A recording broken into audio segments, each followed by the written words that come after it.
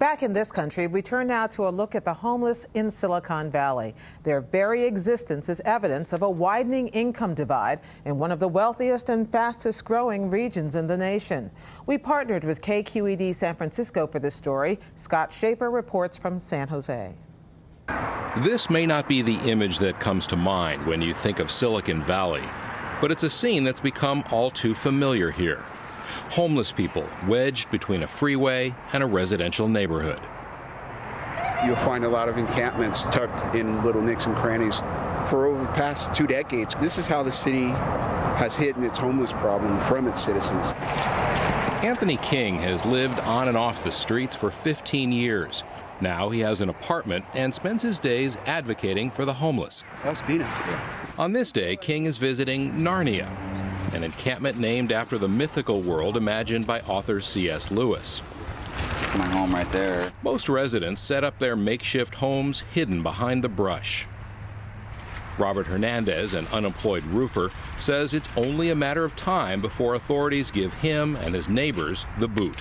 When they come and sweep us, they come and they say, you got to have all your property gone or else we're just taking it, and it's really stressful because the neighborhood behind us, if they've seen, a crowd of people pushing shopping carts with all their belongings into their neighborhood, well, of course, they're not going to have that, so we have to move at night. There are hundreds of similar tent cities across Silicon Valley, all within a few miles of the world's most profitable tech companies. Last week, the most notorious and perhaps largest encampment in the United States was demolished. Known by its residents as the Jungle, this camp of more than 300 people stretched across 68 acres along the muddy banks of Coyote Creek.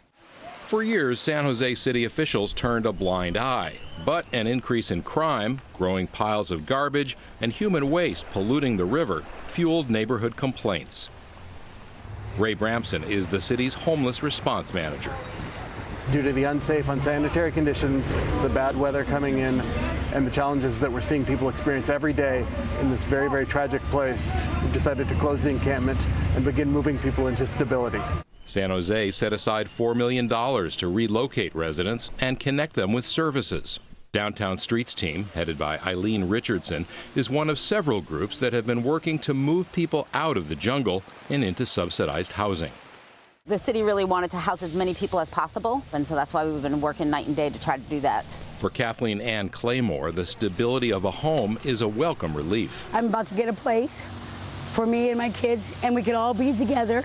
They don't have to go home at night or be with my aunt.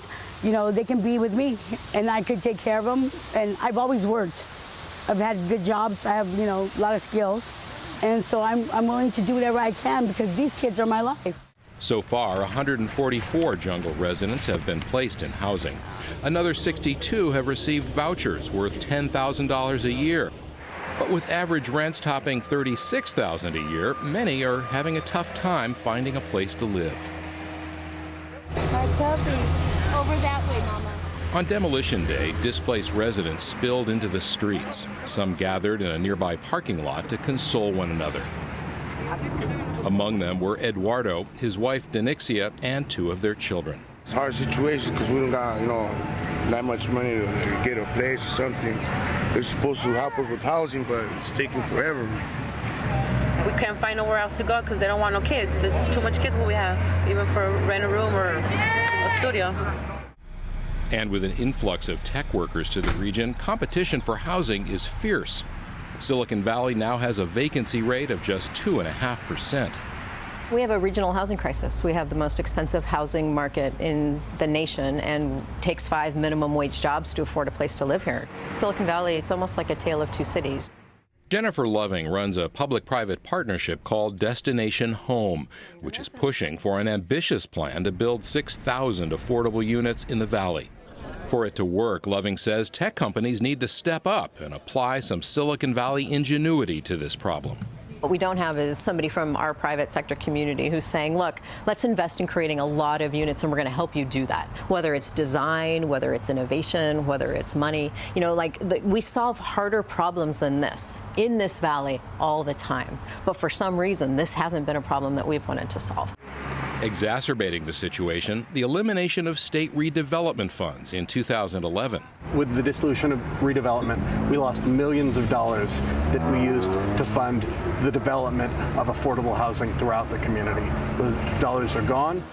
To help bridge the gap, San Jose's City Council last month passed a fee requiring developers to contribute funds to affordable housing.